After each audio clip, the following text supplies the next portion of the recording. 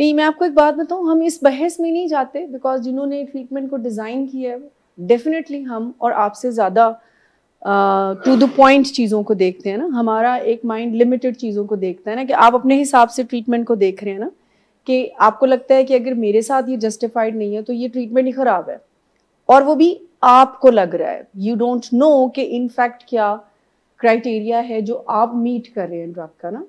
आप हमेशा इस बात को मत निगलेक्ट किया करें कि जो ऑटोमेशन आपके अंदर माइंड में फिट है ना, उसका काम ही आपको तसल्ली देना है हर तरह के हालात में। यानी एक अनकॉन्शियस माइंड का 1/3 हिस्सा सिर्फ इस बात पे हमें तसल्लियां देता है अगर हम बुरे से बुरा काम करें। हम वालिदैन को की पिटाई कर लें तो भी वो कोई ना कोई तसल्ली वाली स्टेटमेंट आपको दे देगा। कितनी हैरत अंगेज बात है। और ये हम सबके माइंड में हमें तसल्लियां देने के लिए 101 रैशनलाइजिंग और एक्सक्यूजेस दे रहा होता है। लेकिन जिन्होंने ट्रीटमेंट को बनाया है वो गट फीलिंग से ऑपरेट नहीं करने वाले लोग, वो कॉमन सेंस से ऑपरेट नहीं करते। उन्होंने साल हाँ साल इस नशे की बीमारी को रिसर्च इसके ऊपर की हुई है। देन दे डिजाइन समथिंग जिसमें इंडोर का अपना क्राइटेरिया है और आउटडोर का अपना क्राइटेरिया है। बट अगर मैं यहाँ पर किसी से ये सवाल करूँ कि एडिक्शन में आपका डैमेज कितना हुआ है, तो बहुत ही रट्टा हुआ जवाब आएगा, बहुत ज़्यादा। बट क्या अपनी लाइफ में मैनिफेस्टेशन बता सकते हैं? सो कोई 2% या 1% भी नहीं बता पाएगा। उसका माइंड, हम एक सर्वे कर लेते हैं, उसका माइंड उसको जस्टिफाई करेगा। जैसे आपके ज़हन में ये ख्याल आता मैं दोस्त को ना मिलता तो मैं ड्रग्स ना करता। अच्छा, बाय द बुक्स ये रॉन्ग है, ठीक। वो एक ट्रिगर बना, वो दोस्त से मिलना एक ट्रिगर था, अंदर खाते बहुत सारी चीजें चल रही थी। अगर आप रिकवरी के फॉलोवर हो रहे होते तो दोस्त से मिलने पे ड्रग ना होती। अगर रिकवरी, तो हम अपने आप को तसल्ली देने के लिए कोई ना कोई इंटरप्रिटेशन कर ही लेते हैं। लेकिन क्या आप में से कोई ये बता सकता है कि ड्रग ने डैमेज कितना? अभी जैसे कल मिस अपना फीडबैक शेयर कर रही थी कि अभी इनको ये ख्याल आता है कि ये कोई मेरे कंट्रोल की चीज है। ये बात हुई ना। आपको इनकी जो हाथों के जख्म थे वो कितने क्रॉनिक थे, ठीक। और माइंड कितना एक इनको ये ब्लफ कर रहा है कि इतने ज्यादा थे कि मैं आपको बता नहीं सकती है कि कितनी क्रॉनिक सिचुएशन इनके जख्मों की थी। मतलब कोई मेजर डैमेज हो सकता था इनका। लेकिन माइंड इनको क्या कह रहे कि तुम जब चाहो छोड़ सकती हो। अब इसको आप क्या कहेंगे? ये माइंड जो इतनी तकलीफों को बिल्कुल ठंडा ठार होकर आपको कह रहा है अड्डा कोई मसला नहीं है, जो तू चाहे कर सकनी है। अच्छा, और कुछ नहीं तो नींद की गोली तो तुम ले ही सकती हो ना। बैक ऑफ द माइंड आपको पता है सबसे बड़ी जो मैनेजमेंट है वो आपके अपने माइंड के साथ है। लेकिन आप अपने माइंड को अपने ब्रेन के अंडर चलता रहते हैं और उस पर कभी आप नहीं कहते कि ये तुम क्या कह रहे हो। आपको जो गट फीलिंग से ठीक लगता है आप उसको एडवोकेट करना शुरू कर देते हैं। जो आपको कॉमन सेंस से ठीक लगता है आप उसको एडवोकेट करना शुरू कर देते हैं। चूंकि हमारा काम आपके सवालों का जवाब देना है, तो we are bound to give you the answer. आप 10,000 दफा कहें जी ट्रस्ट नहीं करते, हालांकि ट्रस्ट नाम का, अभी परसों भी ये बात हुई ना, ट्रीटमेंट्स में ट्रस्ट को लाना ही डिनायल का एक मैनिफेस्टेशन है। अगर आप किसी ट्रीटमेंट में ट्रस्ट को लेकर आते हैं ना, तो दिस इज द साइन कि you are on the wrong track, कि मैंने आपकी बहुत पहले पिटाई की है, अब आखिरी दफा मुझ पर ट्रस्ट करें। How could they convince me? कैसे कोई करेगा, चाहे वो आपका सगा रिश्ता ही क्यों ना हो। अगर आपको कोई एक दफा डिसीव करता है, क्या आप उस पर ट्रस्ट करते हैं? अगर आप करते भी होंगे तो किसी बड़ा डर डर के करते होंगे कि चलो ठीक है अल्लाह के वास्ते, अच्छा ये मेरा दोस्त है, अच्छा फला फला फला। लेकिन अंदर आपका एक ट्रू वॉइस ये कह रहा होगा कि ही और शी इज नॉट ट्रस्टवर्दी। लेकिन ट्रीटमेंट में ट्रस्ट का लफ्ज लाने का मकसद ये है कि let's play another thing, not the treatment. चलो आओ कुछ और बात करते हैं, चलो आओ किसी और मौजू पे बात करते हैं, ट्रीटमेंट पे बात ना करना मुझसे। अब साइंस इसको ये डिसाइड करती है कि जब आप बिल्कुल ही कोई परे से कोई चीज लेकर आते हैं जिसको मैनी टाइम बताया हो, मैनी टाइम, एक दफा नहीं बहुत दफा, ये पेशेंट्स का ये सवाल होता है कि फैमिली ट्रस्ट करे। उससे खूबसूरत प्रिंसिपल हम आपको दे रहे हैं, मेजरेबल, जो ट्रस्ट से भी 20 गुना ज्यादा अच्छी चीज है। आपको कोशिश ही नहीं करनी पड़ती, आपको दलाइल नहीं देने पड़ते, you do something, family automatically will develop the trust ultimately. But जब हम करने की बात पे आते हैं कि हमें ये कुछ करना है, I definitely want to ask you guys, वहां पर फिर इफ बट्स क्यों आते हैं बहुत सारे। आपको फॉलोअप पे आना है तो उस पर बहुत सारी कंडीशंस हैं, आपको दवाइयाँ लेनी है तो उस पर बहुत सारी कंडीशंस हैं, आपका इंडोर्स बनता है तो आपको लगता है इंडोर्स नहीं, ये जस्टिफाइड नहीं है, आपको आउटडोर में ट्रीटमेंट कहा जाता है तो आप कहते हैं दिन बहुत ज़्यादा है, टाइम कम कर ले। किसी तरीके से आप लोगों को तो टाइम भी हो गया, क्या आपने किसी पेशेंट को खुशी खुशी ट्रीटमेंट करते देखा? नहीं, मैं पूछना चाह रही हूँ, कभी किसी पेशेंट जिसकी मर्जी भी मानते रहें, जिसके साथ भी हम चलते रहें उसके हिसाब से, अनफॉर्चुनेटली वो भी खुश नहीं होएगा। अगर आप खुश होते तो ऐसे पांबड़ ना मुंह जो निकल रहे होंगे जान तो पहले जिन्हें निकल रहे सी। अगर आप खुश होते तो खुशियां बांट दे। मैं आपको बताती हूँ कि जब हम अंदर से ठंडे होते हैं तो हम ठंडक बाहर देते हैं, जब हम अंदर से तल्ख होते हैं तो हमारा दिल चाहता है कि ये जो बंदा हंस रहा है ना इसका भी मैं मुंह तोड़ दूं, जब हम अंदर से दुखी होते हैं। So we had that kind of glimpses at that time कि आप हैप्पी नहीं थे, ठंडे नहीं थे अंदर से। अब वो आप अपनी सिचुएशन अब बता रहे हैं तो definitely I really want to believe that, लेकिन आपका जो आउटर लुक था ना वो बड़ी तकलीफ जनरेट करता था। मतलब वो हमें नजर आ रहा होता क्या था कि यू आर इन पेन। सो जब ट्रीटमेंट को डिजाइन करने वालों ने डिजाइन किया तो वो हम सबसे जरा ऊपर लेवल के हैं, ठीक, जिनमें से बहुत सारे लोग आप अपनी ट्रीटमेंट से खुद गुजरे भी होंगे। जिस बंदों ने 12 स्टेप्स डिजाइन किए हैं वो तो आप में से ही थे ना, ठीक है ना, अल्कोहल एनोनिमस के स्टेप्स, क्या आप उसको फॉलो कर लें? उसको फॉलो कर लें, छोड़ो है विलिंग वेज द ट्रीटमेंट, क्या आप उसको फॉलो कर सकते हैं? कितना सिंपल सी बात। वो कहते हैं we admitted that we were powerless, but आपका माइंड कहता है पावरलेस तो तुम कभी भी नहीं थे, तुम तो जब चाहो छोड़ सकते हो, जब चाहो तुम कर सकते हो। ये आइस को अगर मैं मंगल वाले दिन करता ना तो ये क्राइसिस नहीं होने थे। एक्चुअली में मैंने कर जुम्मे वाले दिन लिए हैं और वो हो बहुत ज्यादा गए। तो ऐसी जस्टिफिकेशन भी सम टाइम पेशेंट अपने आप को दे रहा होता है कि अच्छा अगर मैं ये ना करता ना, पकड़ा ना जाता ना तो फिर मसला कोई नहीं था। सो आप किसी को धोखा नहीं दे रहे होते। किसको धोखा दे रहे होते हैं? खुद को धोखा दे रहे होते हैं। आप अगर अपनी फैमिली को ये बात कहते हैं कि ये जो आपने बात की है ये ठीक नहीं है, ये जस्टिफाइड नहीं है, ये बात आपने ख़राब की है, ये ऐसे ये वैसे, या ट्रीटमेंट के ऊपर क्वेश्चन उठाते हैं, तो दिस इज समथिंग जो आप खुद को डिसीव कर रहे हैं, किसी को नहीं कर रहे। अगर आपको ये लगता है कि बार बार नॉन इश्यूज पे बात करना ट्रीटमेंट में टाइम वेस्ट होगा, तो किनका होगा? पेशेंट का हो रहा है ना। और अपने तौर पर अंदर खाते ये बना हुआ है कि मैं कोई बड़ी कमाल की तोप चीज हूं जो कि थेरेपिस्ट को भी डिट्रैक्ट कर लेते हूँ। तो ट्रीटमेंट में ना मैं आपको ये फिर एक दफ़ा सजेशन दूंगी कि जिन्होंने ट्रीटमेंट बनाया है ना उन पे ट्रस्ट कर ले, उन पे ट्रस्ट कर ले। जिन्होंने सालिक ट्रीटमेंट बनाया है ना उनको ट्रस्ट वर्दी समझें। उनका हमसे कोई पर्सनल ग्रज नहीं है, उनको हम बिल्कुल नहीं जानते।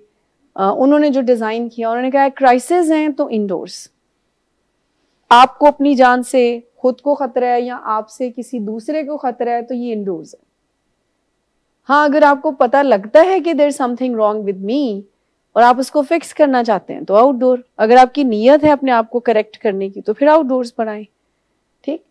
लेकिन जो लोग इनडोर्स में आते हैं वो ऑलरेडी लेट होते हैं। ये भी मैं आपका एक शक निकाल दूं कि जो पेशेंट भी इंडोर ट्रीटमेंट में आते हैं तो वो ऑलरेडी लेट होते हैं और ब्रेन डैमेज बहुत ज़्यादा हो जाता है। आप लेवल 1 से लेवल 2 की एडिक्शन में चले जाते हैं, लेवल 3 की एडिक्शन में चले जाते हैं, जिसमें हाईली डिपेंडेंसी होना और फिर उसका देखें ऐसे बस मेरे जहन में एक बात आई जिसे मैंने हर पेशेंट से, सर मोस्टली पेशेंट से, कुछ पेशेंट्स अभी रहते हैं, कुछ से हमने कहा था कि हम पर्सनली बात करेंगे, क्योंकि जब हम ग्रुप में बात कर रहे थे कि आप ग्रुप के डेकोरम का ख्याल रखें, मजाक मत एक दूसरे से करें, ये बात हम तकरीबन रोज़ाना की बुनियाद पर कर रहे हैं। अब हमने एक एक पेशेंट से मिलकर बात करना शुरू कर दी है कि गाली गलोच का जो ये जो एक लैंग्वेज का एक एनवायरनमेंट ऊपर क्रिएट हो रहा है आपके आपस में। अब मुझे ये बताएं कि आपस में गालियों से बात करना, आप इसको क्या कहेंगे? आप बता दें, हमारी वोकैबुलरी शायद खराब हो। क्या कहेंगे आपस में? मजाक में दोस्त जिसको आप कह रहे हैं उसको कोई बहुत ही गलीज, वैसे तो हर गाली खराब होती है, लेकिन जिसको हम अगर आपको सिर्फ सेंस बना सकूं तो गलीज सी गाली दे देना, ये आपकी प्यार की इंतहा है उस दोस्त के साथ। नहीं, बुरी बात तो है, लेकिन I really want to understand that and आज मुझे आप प्लीज इस बारे में हेल्प करें, क्योंकि मैंने जिसपे भी बात की ना, 2 से मैंने अभी बात की है, तो उन्होंने कहा जी वादा नहीं करता, कोशिश जरूर करांगा। एज इफ कि कोई मेरा काम है, एज इफ कि ये कोई मेरा काम है कि आप आपस में एक दूसरे से रिस्पेक्ट से बात करें। देखें, एक बंदा बदतमीजी करता है, आपको सिर्फ समझाने के लिए कह रही हूँ कि एक बच्चा है, अगर वो अपने पेरेंट्स से बदतमीजी नहीं करता लेकिन घर के मुलाजिम से बदतमीजी कर रहा है, तो ये क्या साइन है कि अल्टीमेटली वो पेरेंट्स से भी करेगा, बिकॉज ब्रेन उसका इस झिझक को खत्म करता जाएगा। सो वो फिर पेरेंट्स भी आएंगे, फिर जो भी कोई होगा, क्योंकि उनको आदत पड़ जाएगी जरा बदतमीजी से बात करने की। सो ये जो आप एक दूसरे से अपनी मोहब्बत का इजहार करते हैं गालियों के जरिए, तो ये रिक्वेस्ट है कि ना करें। वो इसीलिए क्योंकि आपने किसी को नहीं दी, ठीक है? अगर आप किसी को गाली देंगे और बदले में वो भी आपको, जो डॉक्टर साहब एक कहते हैं ना, न्योंदरा वध पाना, तो वो जरा एक की बजाय 2 देगा, तीसरे पे आपको लगेगा कि ये तो खराब बात है, तो आप कहेंगे मिस शुमाइला उस बंदे को मना कर लें, वो बहुत गालियां देता है। अच्छा, अपनी बात नहीं बताई कि मैं भी छोटी छोटी फुलझड़ी देता रहूं, ठीक? सो और फिर चूंकि आप सब एक मूड डिफिकल्टी से सफर करते हैं, तो आपको नहीं पता कि कब एक बंदे की मुंह से गाली एक लम्हे आपको बुरी नहीं लग रही, दूसरे लम्हे बहुत बुरी लगेगी कि आप उसको हिट करने पे तो लाएंगे। और आपके सामने ये एग्जाम्पल भी था। सो अपने आप को जरा अपग्रेड करें इस बारे में। आप लोगों का ये लेवल नहीं है, हम सबका ही लेवल नहीं होता गालियों से एक दूसरे को प्यार देना। और बहुत तरीके हैं, मतलब पेशेंट से बात करें, वो कहें जी हमारा चलता है, हम एक दूसरे से इसी तरह से फ्रैंक है। गाली देने से ना हम काफी अपनाइयत फील करते हैं। ऐसे गाली देने से अपनाइयत फील करते हैं? आई एम आस्किंग, मुझे बात तो करें प्लीज। जो करते हैं उनकी तरफ से कोई जवाब आए। जो गालियों को बहुत कैजुअल ले रहे हैं और वो समझते हैं कि ये एक अपनाइयत का जरिया है। सो थोड़ा सा अपने आप को ना इस डोमेन से निकालें कि हम और आप कोई डिफरेंट उसमें हैं। हर वक्त गार्ड्स को ऑन मत रखा करें। जब आपको हेल्प करने की तरफ हम जा रहे होते हैं तो हमारी मदद किया करें, अगेंस्ट मत बात किया करें। सो ये डिसइनहिबिशन होती है। डिसइनहिबिशन का मतलब पता है क्या होता है? झिझक का खत्म हो जाना। नशे जो हैं वो झिझक को खत्म कर देते हैं आपकी। नशों का एक इफेक्ट ये भी आता है कि वो झिझक को खत्म कर देती हैं। डेफिनेटली झिझक खत्म हो जाती है तो आपके मुंह में जो आएगा आप वो बोलेंगे, लेकिन जब वो कभी ऐसी कोई बात कहेगा तो चुभेगी, तो फिर आप आउट ऑफ कंट्रोल हो सकते हैं, ठीक? लेकिन ये जो झिझक खत्म होती है तो आपको नहीं पता होता क्या बात किससे करनी है, ठीक? और आप ऐसी बात भी खुलेआम कर देते हैं जो कि कभी ख्याल में भी किसी को नहीं कहनी होती। कि किसी एक बहुत अच्छी सेटिंग में जहां पर बहुत अच्छी अच्छी बातें हो रही हैं, you start passing the gestures जो आपको लगे किसी को पता नहीं चलते तो पता चल जाते हैं। अगर आपका मुंह इधर भी हो ना और इधर कोई एक्शन कर रहा है ना तो पता चल जाता है, ठीक। लेकिन ये जरूरी नहीं होता कि हर बात पे ही आपको टोका जाए, बिकॉज टीचर्स उस तरह से तो नहीं है ना कि जी आप क्रॉस लेग ना बैठें, आप ये ना करें, वो ना करें। जो मोटी मोटी चीजें हैं डिकोरम का, आपको भी पता है कि वो है क्या, कि जब कोई रिस्पेक्टेबल पर्सन होता है, जब कोई रिस्पेक्टेबल पर्सन होता है तो उसके सामने क्रॉस लेग नहीं बैठते हैं, टांगे फैला कर नहीं बैठते हैं। ये तो छोटी छोटी बातें हैं, और अगर ये बार बार कहनी पड़ती हैं तो विच मीन्स कि ब्रेन कितना डैमेज है, बहुत ज्यादा, और उसको फिर कितने इलाज की जरूरत है। इस बात पर कब बात की जाएगी कि आपके जो बिहेवियरल, वालेकुम अस्सलाम, मैनेजमेंट है वो बहुत जरूरी है। सो मैं आप लोगों से ये उम्मीद रखूं कि ऊपर एक अच्छी इन्वायरमेंट क्रिएट करने में आप अपना अपना रोल प्ले जरूर करेंगे। खिजर साहब तो ऑलरेडी नहीं देते, तो ये तो बहुत ही अच्छी बात हो गई है, और बाकी आपने भी कहा नहीं है, तो बाकी लोग जो हैं उनको जरा वो करेक्ट कर ले, ठीक है। बट उसमें एक अहमद साहब ये बात है ना कि आप कब तक फिर वेट करें, कि हम वेट करें कि सोसाइटी एजुकेट हो। The choice we have is कि हम अपने ऊपर काम करें, कम से कम हम जितना कर सकते हैं, नॉट 100%, नॉट परफेक्ट करके, जितने परसेंट हम कर सकते हैं। जैसे शेम हीलिंग के बारे में ये कहा जाता है कि जितना आप इसके ऊपर काम कर सकते हैं उतना ज़रूर करें, कोई 100% करने की ज़रूरत नहीं है। जैसे हमने खौफ पे बात करनी है आज, सो पेशेंट्स भी अपने फियर्स को प्लीज़ ज़रूर डिस्कस कीजिएगा, और फैमिलीज़ भी, कि रिकवरी में फियर से ऑपरेट करने से क्या नताइज होते हैं और वो फियर क्यों होता है। बाज़ औक़ात जैसे मिस ने कहा कि फैमिली भी उसी पैटर्न को फॉलो कर रही होती है। जैसे ड्रग एडिक्शन में कोई मरीज का ताल्लुक नशे के साथ होता है, वैसा ही ताल्लुक फैमिली का मरीज के साथ होता है। यानी फैमिली भी डिनाइल में होती है, फैमिली भी फियर से ऑपरेट कर रही होती है, फैमिली भी अपना ख्याल छोड़े हुए होती है, फैमिली भी थ्रेट्स देती है, गुस्सा करती है जो कि पेशेंट कर रहा होता है, फैमिली का भी कम्युनिकेशन बहुत पुअर होता है जो कि मरीज़ का भी होता है। सो अगर पेशेंट का ड्रग या केमिकल उनकी ज़िंदगी को डिज़ाइन करता है कि ये तुमने करना है और ये नहीं करना, तो इसी तरह से फैमिली की लाइफ डिज़ाइन कौन करता है? पेशेंट करते हैं। कि आज इसका मूड ठीक नहीं है तो घर में कोई बोले ना, आज ये खुश है तो आज फिर हम एक दावत रख लेते हैं। सो आज ये नाराज है तो फिर जो है ना वो खैर नहीं है।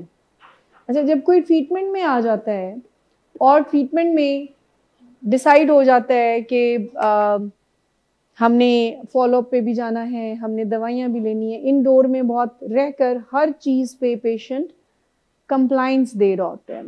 फ़ोन की तो मुझे ज़रूरत है ही नहीं है, फ़ोन पे तो मैं पहले भी, आप पूछ लें मेरी फैमिली से, मैं इतना होता ही नहीं हूँ, और बाहर जाना मेरा इतना है ही नहीं है। हाँ, अगर मुझे किसी से मिलना होगा तो मैं घर में बुला लूँगा। लेकिन जैसे ही कोई बाहर जाता है, यानी आउटडोर्स होता है, तो तब्दीलियाँ आती हैं। अच्छा, फैमिली क्यों नहीं बता पाती? बिकॉज इन 100 दिनों में फैमिली को ये कहा जाता है कि जो भी बात होगी, देखें 2 टफ लव के प्रिंसिपल हैं, जिस बेसिक्स हैं जिस पे मुझे आपको याद करवाना है। एक, अब से हम वही करेंगे जो हमारे लव्ड वन को नशे से निजात देगा, है ना। बेसिक आपने ये पढ़ा होगा कि अब से हम सिर्फ वो एक्शन लेंगे जिससे हमारे लव्ड वन को नशे से निजात मिले। दूसरा ये, अब से हम खुद को भी चेंज करने पे आमादा होंगे। क्या? अब से आगे हम खुद को भी चेंज, ये 2 याद रहे बेसिक्स। नहीं, खुद को भी चेंज, जैसे मुझे अगर ना नहीं कहनी आती तो मैं चेंज करूंगी इस पैटर्न को एज अ फैमिली मेंबर। सो अब से आगे मैं खुद को भी चेंज करने पे राजी हो जाऊंगी। अच्छा, तो ये टफ लव भी बता रहे होते हैं, लेकिन जैसे ही आउटडोर होता है तो व्हाट्स द रीजन कि फैमिली, मिसाल के तौर पर पेशेंट धमकाना शुरू कर दे हल्की हल्की आवाज में कि अच्छा अगर आपने कोई मेरी बात वहां जाके की ना तो मैंने फॉलो अप पे नहीं जाना। फैमिली वॉइस क्यों नहीं कर पाती? फैमिली क्यों नहीं वॉइस कर पाती? आपसे अगर मैं पूछूं कि अगर आपको नजर आ रहा है कि आपके लव्ड वन के लिए ये स्टेप बेहतर है। अगर मैं खामोश रही या रहा एज अ फैमिली मेम्बर तो पुराना वाला बिहेवियर रिपीट होगा। पहले भी ऐसे ही होता था कि इसकी बातों पे पर्दे डालना, इस पे बात ना करना, तो इसकी बीमारी बढ़ गई।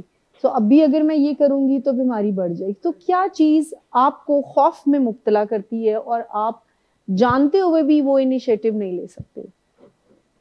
तो अब आपने अगर वो तब्दीली नज़र आ रही है इनके अंदर, ये टाइम पे सो रहे हैं, ये खाना प्रॉपर खा रहे हैं, चीज़ों को बेहतर वे में लेके जा रहे हैं, तो फिर इस डर को आपने खुद से ख़त्म करना है। ठीक? अच्छा, डर हमें पता है क्यों लगता है? अभी एक छोटी सी मैंने एक ऑस्कर विनिंग एक 4 मिनट की एक आपको मूवी दिखानी है, एनिमेटेड है, जो फियर के बारे में है। और हमें डर पता है क्यों लगता है? आप में से कोई बताएगा हम डरते क्यों हैं, फियरफुल क्यों होते? अनसर्टेनिटी होती है, हमें पता नहीं होता कि हमारा दिमाग हमें खदशात दे रहा होता है और हमें ये नहीं पता होता कि आगे क्या होना है। लेकिन एक काम जो आपको पता है, क्या आपको उससे डर लगेगा?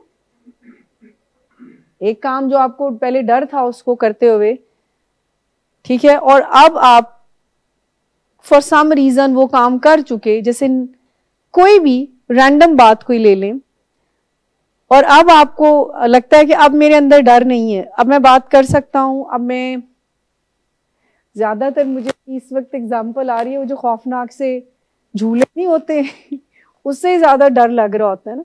लेकिन एक दफा अगर उसके ऊपर कोई बैठ जाता है तो उसका कोई डर कम हो जाता है या नहीं होता? रोलर कोस्टर या कोई भी। सो डर उस वक्त तक है जब तक कि आपने एक्सपोजर या उस डर का सामना नहीं किया। डर की जिंदगी सिर्फ उतनी है जी। देखिए, इंटेंसिटी इसकी कम या ज्यादा का मसला नहीं है। बात यह है कि आपके ये कोई अंदर का मसला है। ये नहीं बताना, मैं आपको ये चाह रही हूँ कि ये जो खौफ है ना, ये पेशेंट के रिलैप्स करने या ना करने से, ट्रीटमेंट में आने या ना आने से इसका शायद डायरेक्ट ताल्लुक नहीं है। हाँ, फॉर सम टाइम वो सेटल ज़रूर हो जाती है। लेकिन ये जो गिल्ट ट्रिप पे आपको भेजा जाता है, तो अल्टीमेटली पावर किसके पास है? आप मुझे गिल्ट इंड्यूस करते रहें। So if I am strong enough तो मैं तो नहीं गिल्ट ट्रिप पे जाऊंगी। अब वो स्ट्रांग इनफ जैसे होना होता है ना, ये जो स्ट्रांग इनफ होना है, अपनी इमोशनल हेल्थ का ख्याल रख के, ठीक, अपनी फिजिकल हेल्थ का ख्याल रखकर। देखें, एक ऑडियो प्रोग्राम मैं सुन रही थी तो उसमें उन्होंने एक बड़ी अच्छी वेन डायर ने ये बात की कि आप ओपन हर चीज़ के लिए हो, यानी अपना माइंड हर एक्सपीरियंस, हर लर्निंग के लिए ओपन करें, बट अटैच किसी चीज़ से मत करें। क्या मतलब हुआ इस बात का?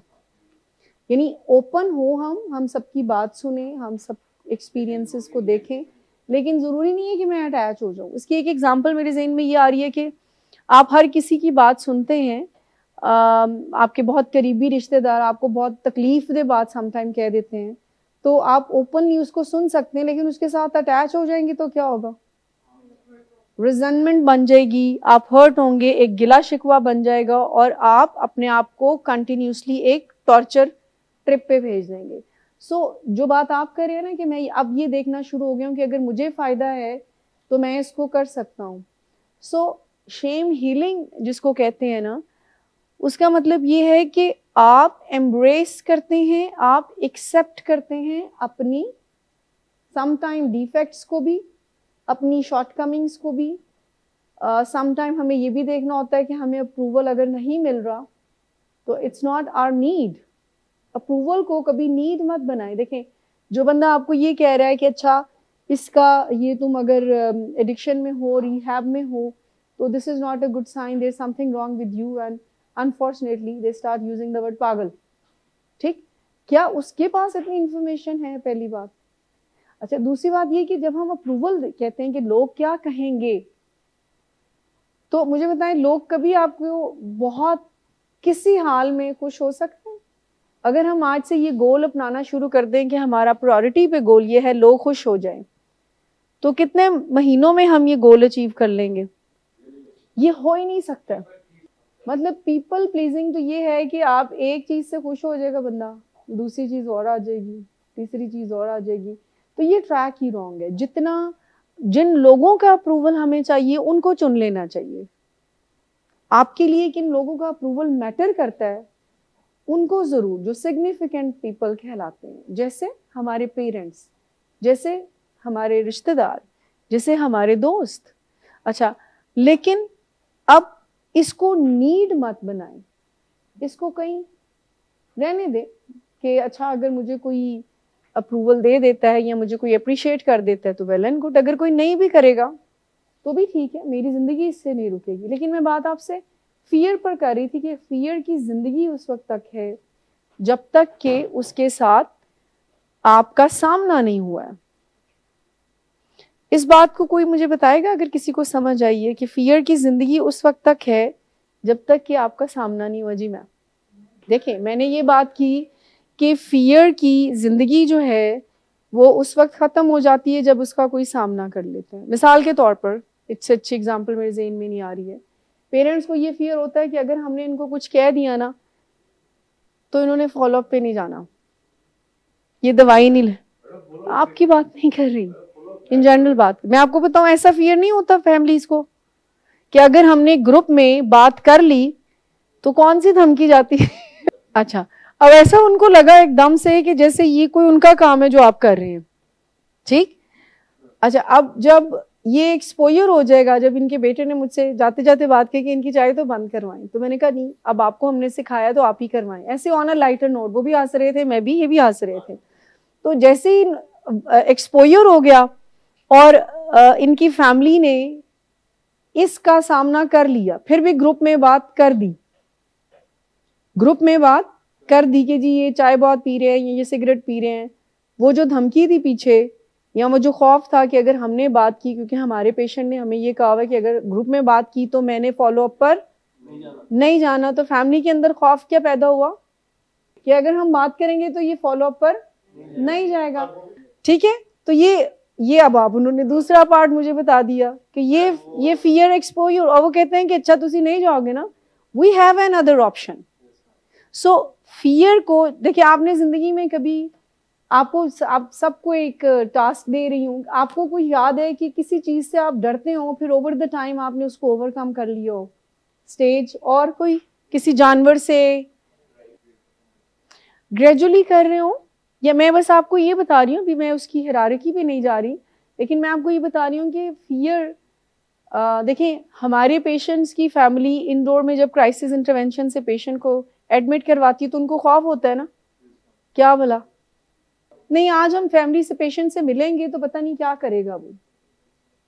तो जब वो पहले दिन मिल लेती हैं फिर क्या होता है, फॉर एग्जाम्पल झगड़ा हो गया, अगर आप ही की बात को फॉलो करें, झगड़ा हो गया, आपको तसल्ली होगी, आपकी फैमिली अगली दफा जब आई तो उनके फियर कम हुए होंगे या ज्यादा, ठीक है। अब उनको आपसे डर नहीं लगेगा मिलने में, ठीक। अगर लड़ाई हुई भी है और लड़ाई का एंड जो भी हुआ, सो अगली दफा फैमिली जब मीटिंग के लिए जाएगी तो उनको यही होगा ना, ज्यादा लड़ेगा ही ना, होते कल भी लड़ लिया। मैं आपको सिर्फ ये बताना चाह रही हूँ कि फियर से ग्रेजुअली, एकदम से, जैसे भी हमारा एक्सपोजर होता है, जैसे पैराग्लाइडिंग अगर कोई करता है या स्काई डाइविंग कोई करता है, सो जो पहली दफा करेगा तो उसका दिल जो है वो मुंह में धड़क रहा होगा, लेकिन जो तीसरी चौथी दफा करेगा उसका क्या हाल होगा, कंपैरेटिवली वो जरा उस एंजाइटी और फियर में नहीं होगा। फियर्स और फोबियाज में फर्क ये है कि फियर समटाइम कुछ चीज़ों के रैशनल होते हैं, ठीक है ना, जैसे सांप से डर लगना नेचुरल है, लेकिन सांप का नाम लेकर बेहोश हो जाना, दिस इज इरैशनल, और या उसकी तस्वीर देखकर वो फोबिया। सो इरैशनल फियर्स जो हैं वो फोबियाज कहलाते हैं, जिनमें मतलब कोई इतनी रैशनैलिटी नहीं होती है। हाइट हो गया या कोई भी हाइड्रो क्लास्ट्रोफोबिया, कोई भी, देयर आर सो मेनी, लेकिन मैं अभी फियर्स पर ही बात कर रही हूँ। है तो एक रॉन्ग एग्जाम्पल, लेकिन मेरे जहन में फिर फियर को समझाने के लिए ये बात आ रही है कि जब फैमिली को डिपेंडेंस से गुजर रही होती है और उनका लव्ड वन ऊंची आवाज से उनसे बात करता है तो उनको खौफ होता है किस बात का, किस बात का खौफ होता है जब आपका लव्ड वन आपसे ऊंची आवाज में बात कर रहे हैं? वायलेंस का, कि गाली गलौज ना हो जाए, मारपीट ना हो जाए। तो फिर किसी दिन अनफॉर्चुनेटली वो भी हो जाता है। तो फैमिली का खौफ रहता है फिर ऊंची आवाज का, मारपीट का, लड़ाई झगड़े का, वो खत्म हो गया। वो उससे भी टॉप ऑफ द लंग चीख लेते हैं। ये जो लफ्ज झाका है ना, यही मैं आपसे बात कर रही हूँ कि जो फियर्स होते हैं इनकी जिंदगी उतनी है जितनी देर तक आपने इसका सामना नहीं किया। बट मैं आपको जो बात बताना चाह रही हूँ वो ये है कि जब आप फैमिली सेशंस में आते हैं यहाँ पर, I really want to know क्या क्या फियर्स होते हैं और आप वो बात नहीं कह पाते जो आपको इस फोरम पर कहनी चाहिए। दोबारा कह दूं कि जब फैमिलीज साथ आती हैं तो उनको कौन कौन से फियर्स होते हैं जो वो कहना चाहते हैं बात, बट फियर्स की वजह से कह नहीं सकते। घर जाके लड़ाई ना हो। और फैमिलीज प्लीज बताएं उनके क्या क्या फियर्स हैं। ड्रग ना कर ले, फॉलोअप पे जाना ना छोड़ दे, और दवाई ना छोड़ दे, घर से ना चला जाए। नहीं, उनसे कोई अटैच कर लें बिहेवियर, उनसे कहें कि अगर आपने दोबारा किया तो फिर कोई कॉन्सिक्वेंसेस डिजाइन कर ले। नहीं, फिर हम नहीं बताएंगे, वो बात नहीं माननी है आपने, बताना है आपने। देखिए, एक पेशेंट थे तो उनको हमने फ्री फ्लोट पर भेजा, तो उन्होंने ना अपनी वाइफ को, गाड़ी ड्राइव कर ली, तो उन्होंने अपनी वाइफ को कहा कि अगर ये तुमने मिस शुमाइला को बताया ना तो मुझसे बुरा कोई नहीं होगा। तो उन्होंने मुझे बता दिया। अच्छा, उन्होंने वापस उनको, आई सल्यूट हर, वो वाइफ थी, उन्होंने वापस उनको कहा कि अगर कोई ऐसी बात है ना कि आप मुझे ये कहेंगे कि मिस शुमाइला को नहीं बतानी है तो इस पे माजरत है, I will talk to her. ठीक, तो उन्होंने मुझे उनके सामने बताया। वो हंसने लग गए, कहते मिस मैंने मजाक में बात की थी। तो फियर इवेपोरेट हो गया ना कहीं पे जब सामने बात आई। चूंकि वो एक्सपोजर कर करके आई हुई थी तो उन्होंने कहा कि नहीं, मैंने मिस शुमाइला को बताना है, हमने काउंसलर को बताना है, आपसे मैं ये नहीं चाहती कि आप ऐसी कोई हरकत करें। लेकिन जब फैमिली ने, वाइफ ने मुझे बताया उनके सामने ही, तो पेशेंट ने इसका मतलब जो वो धमकी दे रहा था बड़े आराम से कहते मिस गलती होगी, आइंदा नहीं होगा, वो मैंने मजाक में कह दिया था।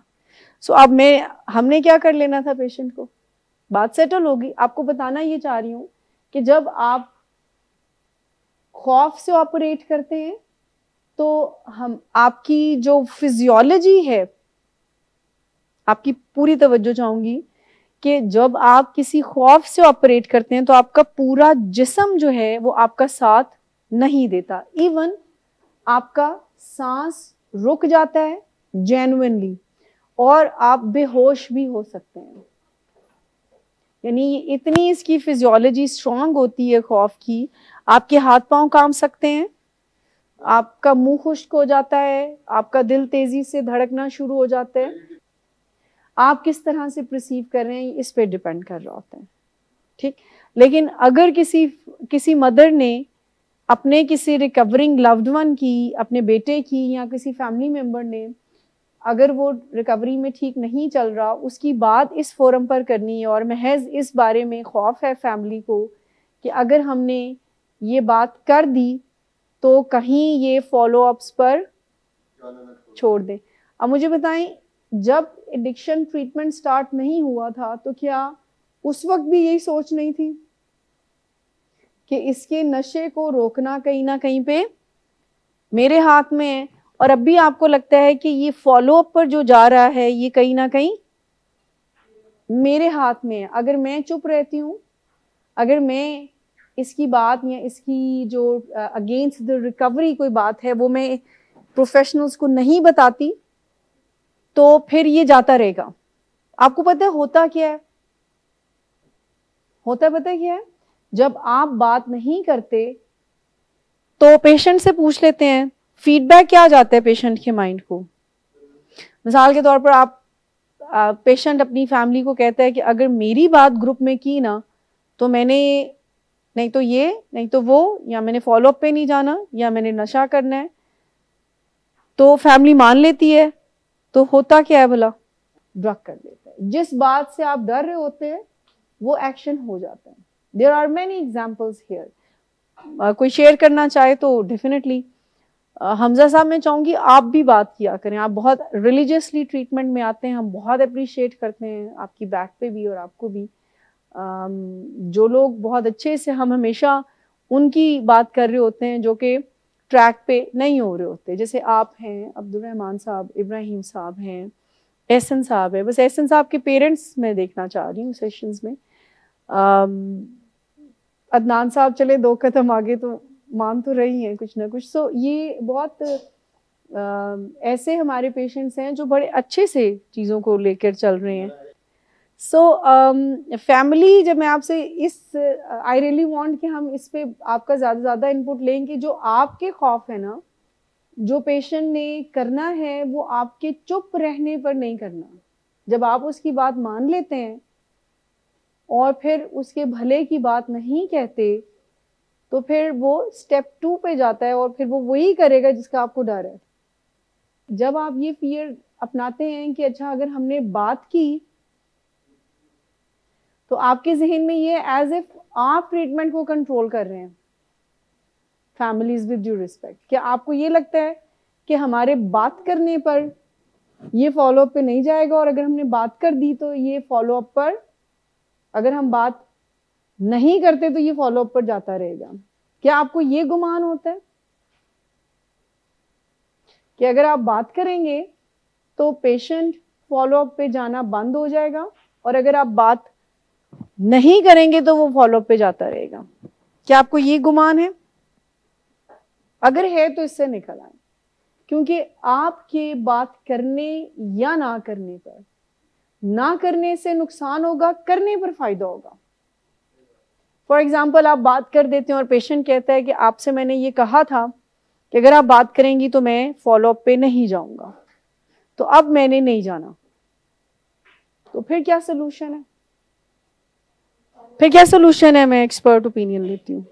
अगर कोई पेशेंट फॉलोअप पे आने से मना कर दे तो क्या? Very good. एक ऑप्शन ये है कि आप जाएं, वो बेशक नहीं जाता, और अब पेशेंट को हो गया 15 दिन, अब वो नहीं आ रहा, और साथ साथ फैमिली को भी कह रहा है कि अगर आप गए तो मैंने फिर बहुत बुरा, मैं ड्रग्स कर लूंगा। मैं आपको एक बात बताऊं, हमें बिल्कुल भी इसमें सेकंड थॉट जाना ही नहीं चाहिए। जब कोई इलाज से पीछे हटता है ना, तो मसला कोई नहीं, रिलैप्स है।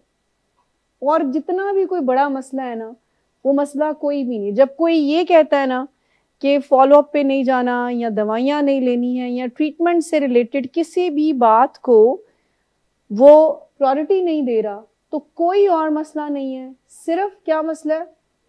रिलैप्स होगा। मतलब मेंटल तो हो ही चुका होगा, इमोशनल भी हो चुका, फिजिकल रिलैप्स की बात है। लेकिन अगर यही खौफ है ना ज़्यादा से ज़्यादा कि वो फॉलोअप पे नहीं जाएगा या वो ड्रग्स कर लेगा, लेट्स टॉक अबाउट इस दोनों एक्सट्रीम्स के ऊपर। सो अगर वो फॉलोअप पे नहीं जाएगा, तो अभी सालिक साहब ने कहा कि फैमिली जाती रहे, मिस पानी की बॉटल लीजिए, फैमिली आती रहे, पेशेंट नहीं आ रहा, यहाँ आने का क्या फायदा होगा? पेशेंट नहीं आ रहा, फॉलोअप मतलब क्या होता है? आप दोबारा उस ट्रैप में ना जाएं। अब वो ड्रग कर रहा हो ये या ना कर रहा हो, जिस भी प्रॉब्लम का पेशेंट है, अगर वो मूड डिसऑर्डर का पेशेंट है तो उसको उसका फॉलोअप करना है, ठीक है? अगर कोई शुगर का पेशेंट है तो उसको उसका फॉलोअप करना है। फॉलोअप जो है वो ट्रीटमेंट का पार्ट है। लेकिन मैं सवाल कोई और कर रही थी, क्या बोला कि अगर पेशेंट की फैमिली ट्रीटमेंट में आती रहती है और पेशेंट नहीं आता, क्योंकि उसने धमकी दी थी और वो अपनी बात का पक्का है, और वो कह रहा है कि चूंकि मैंने आपको वार्न किया था और आप कर लें बात, and I will not go, तो यहां से उनकी मदद हो रही होगी कि अच्छा अब आप जाकर ऐसे करें, अच्छा अब आप ऐसे हेल्प करें, अच्छा अब आप वैसे हेल्प करें। तो ज्यादा से ज्यादा कितने दिन बाद पेशेंट आ जाएगा? ज्यादा से ज्यादा 4-5 दिन के बाद। अच्छा, लेकिन अगर वो नहीं आता, प्लान 2 पे चले जाते हैं, अगर वो 4-5 दिन के बाद भी नहीं आता, फिर कोई काउंसलर उनसे बात कर सकता है, कोई यहाँ से बंदा जा सकता है, और ये भी हर बार नहीं चलता तो फिर मैं बात आपको खौफ से निकालना चाह रही हूँ, फैमिलीज को भी और पेशेंट को भी, कि जब कोई पेशेंट ये कहता है कि इलाज में अगर आपने सही बात की, अगर आपने मेरी काउंसलर से कोई बात की, अगर मैं कोई सिगरेट पी रहा हूँ, अगर मैं कोई ड्रग कर रहा हूँ, अगर मैं कोई यानी अगेंस्ट द ट्रीटमेंट कोई एक्शन ले रहा हूँ, तो अगर आपने जाकर ग्रुप में बात की तो मैं नहीं आऊँगा। सो हम आपको बता रहे हैं कि वो नहीं आएंगे। एक ऑप्शन ये है जो हमारे पेशेंट नहीं बताई, उनको चूंकि पता है तो फैमिली आती रहे, फैमिली आएगी तो हम फैमिली को गाइड करते रहेंगे कि क्या करना है, और चांसेस हैं कि पेशेंट जल्दी आ जाए। लेकिन अगर पेशेंट फिर भी नहीं आता, और खौफ तो नहीं बचा सकता ना आपका, आप घर बैठकर वो कहेंगे आप जा रही हैं, जिस दिन आप जाना बंद करेंगी उस दिन जो है वो मैं उस दिन जो है वो बिल्कुल बेहतरीन तरीके से नशा भी नहीं करूंगा, इतने बजे उठूंगा, आप भी ना जाएं, ठीक। और 1-2 दिन वो ऐसा कर भी देता है आपके सामने, तो आपको फिर ये वहम होना शुरू होता है कि अच्छा इसकी रिकवरी, जैसे नशे की जो यूजेज था वो मेरे कंट्रोल में था, पहले ये वहम होता है कि मैं अगर अपनी लाइफ को कोई चेंज करूं तो ये इसके नशे को मैं कम कर सकता हूं या कर सकती हूं। तो आपको ये लगता है कि अगर मैं अपनी पैटर्न्स को चेंज करना शुरू करूं तो मुझे कोई ना कोई मैं इसको फॉलो पे ला सकती हूँ। सो ऐसा नहीं है, वो आप भी नहीं आएंगे तो फिर क्या होगा, फिर आपकी हिम्मत जवाब देना शुरू हो जाती है। आफ्टर सम टाइम वही पैटर्न वापस आएंगे, और आपका वो जो एक अनफॉर्चुनेट एक स्ट्रॉन्ग बिलीव होगा वो ये जीत जाएगा। फैमिली तो रिलैप्स हो गई ना, लेकिन अहमद फैमिली उसी दिन रिलैप्स हो गई जब वो पेशेंट की बात को मानती है। क्यों? पहले वो पेशेंट की बात को मान रही होती है तो एडिक्शन में एनेबल कर रही होती है। सो अब अगर फिर वो पेशेंट की बात को मान रहे हैं तो क्या मतलब होगा, पुराने पैटर्न्स पर फैमिली आ गई है। सो आपको ये फैसला करना होगा जो आपने टफ लव की बेसिक्स में किया था कि अब से आगे हम वही करेंगे जो हमारे लव्ड वन को नशे से निजात दे, और अब से आगे हम खुद को भी चेंज करने पे हमारा। सो ये जो खौफ से ऑपरेट करना है, छोटी सी एनिमेटेड आपको दिखाती हूँ, वो एक छोटे से परिंदे को एक खौफ होता है, और फिर उसको जब वो ओवरकम कर लेता है तो फिर उसकी कैसे होती है। ये लाइट जरा ऑफ कीजिएगा। फियर की वो जो मैं आपको बता रही थी ना, लाइफ ये थी कि जब उसने एक्सपोजर किया तो बाकी सब डर रहे थे और उसको डर नहीं लग रहा था। सो पेरेंट्स जब उनको हैंडल करना आ जाएगा तो उनको डर नहीं लगेगा। डर इसलिए लगता है कि बिकॉज पुराने पैटर्न्स वापस अभी आपको ज़रा दबोच लेते हैं। आपको अभी भी ये लगता है कि अगर ये कह रहा है कि अगर आपने कोई फॉलोअप पर या इवन इनडोर्स में भी कोई बात ऐसी की जो कि हमारे अगेंस्ट हुई तो फिर हम ये नहीं करेंगे, फिर हम वो नहीं करेंगे। लेकिन जब आपको हैंडल करना आ जाता है, आप बात करते हैं, और अगर ज़्यादा से ज़्यादा मैंने कहा कि यही फियर होता है कि वो दोबारा ड्रग कर लेगा या वो फॉलोअप पे नहीं आएगा। So the point I am just telling you कि आपने अपने आप को चेंज करने की जो इंडोर में ट्रेनिंग ली थी कि हम एनेबल नहीं करेंगे, हम प्रोवोक नहीं करेंगे, और हम खुद को भी चेंज करेंगे। सो फियर से ऑपरेट करने की बजाय किससे ऑपरेट करें? लव से, वन, और लर्निंग से, रिस्पेक्ट से, सीख, कॉन्फिडेंस, स्किल्स, ये सारी चीज़ें इतनी ज़्यादा हैं तो फियर बेचारे की कोई जगह रहेगी? कहीं पर आपको सपोर्ट की ज़रूरत है, आप सपोर्ट लेते हैं। कहीं पर आपको स्किल्स की ज़रूरत है, आप स्किल्स से काम लेते हैं। कहीं पर आपको बात करने की ज़रूरत है, वो भी स्किल्स में आ जाती है। तो आप कहीं ना कहीं पर सोल्यूशन तो हो ही जाएगा। अगर आपका लव्ड वन सिगरेट पी रहा है, फॉलोअप पे नहीं आ रहा है, या आपको कोई भी रिकवरी का चैलेंज है, सो इतनी ज़्यादा चीज़ें जब मिलकर काम करेंगी तो रिजल्ट्स की कोई हमें डाउट होगा कि हम रिजल्ट्स नहीं ले सकते। और अल्टीमेटली पेशेंट ने भी अगर मैं देखें बहुत दफ़ा इंक्वायरी में ना हमसे फैमिलीज पूछती हैं कि आप क्या गारंटी देते हैं, क्या आपका सक्सेस रेट है। तो मैं उनको एक सब्जेक्टिव आंसर देती हूँ कि अगर आप अपने आप को चेंज करने के लिए तैयार है ना, तो 100% रिजल्ट्स हैं। क्योंकि पेशेंट फैमिली के बगैर नशा कर नहीं सकता और फैमिली ठीक होने पर नशा जारी नहीं रख सकता।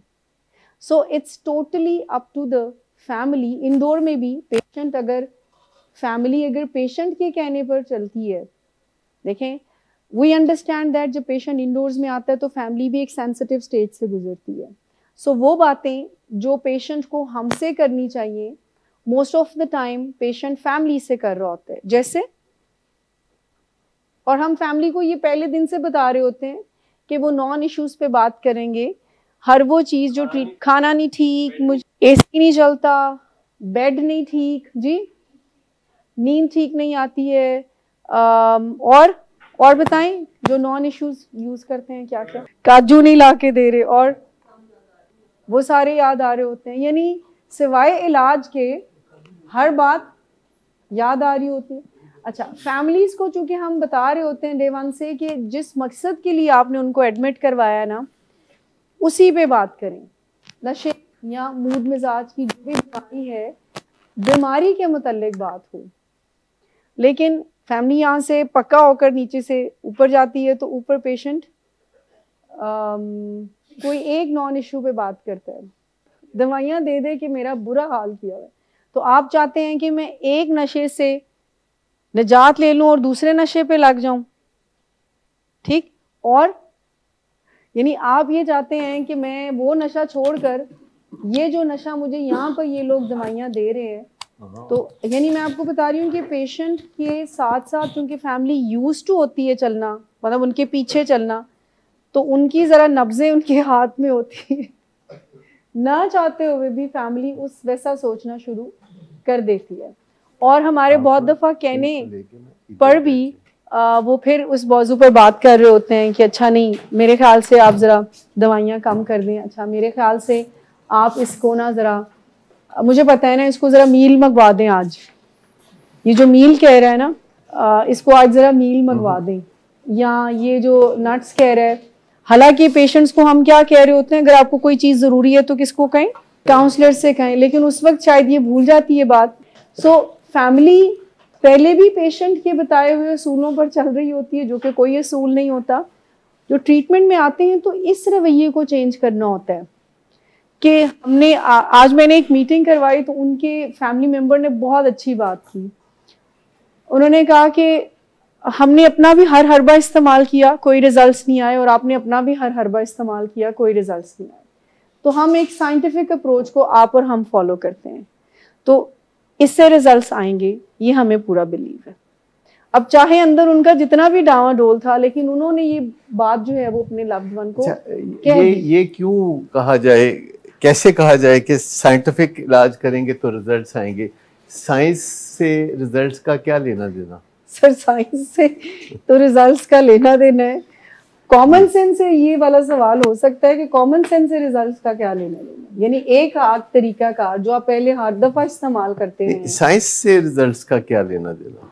साइंस रिजल्ट्स देती है, साइंस ही कहती है कि सिगरेट जो है वो ड्रग है। और अगर कोई पेशेंट इस बात को ये समझता है कि आप तो प्रोफेशनल है ना, आप तो ये कहेंगे, तो प्रोफेशनल और बात क्या करेगा? प्रोफेशनल यही बात करेगा ना जो साइंटिफिक है।